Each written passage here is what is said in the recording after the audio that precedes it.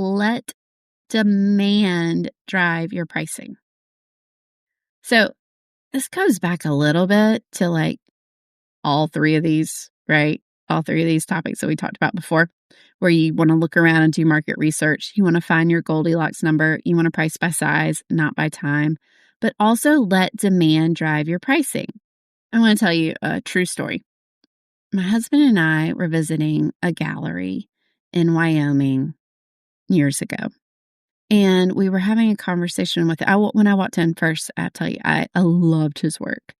Beautiful oil paintings. They were kind of a style I gravitate towards, with an impressionism vibe, with, looser brushwork and representational landscapes with just a color palette I love. And they had gorgeous frames. His gallery was lovely.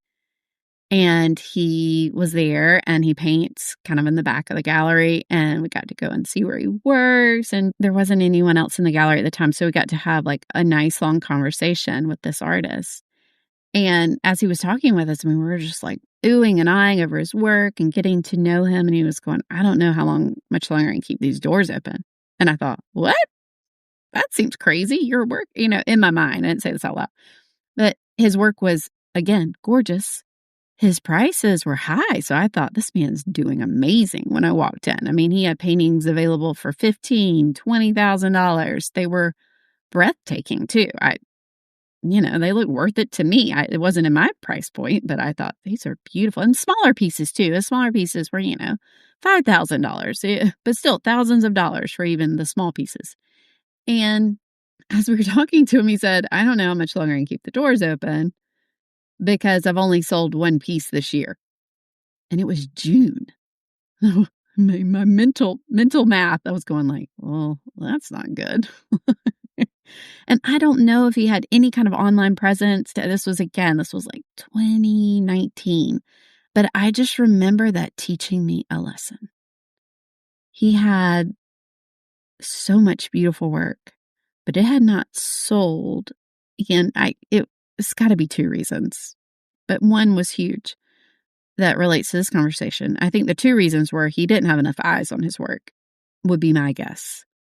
2, his prices were too high, which means that my fourth point is the point. Demand wasn't driving his pricing. If he had people paying that amount, if he had people going, I want to purchase a painting, do you have any available? And he was selling consistently, then that demand would have driven him to that price point, which would make it an excellent price point. His work was beautiful.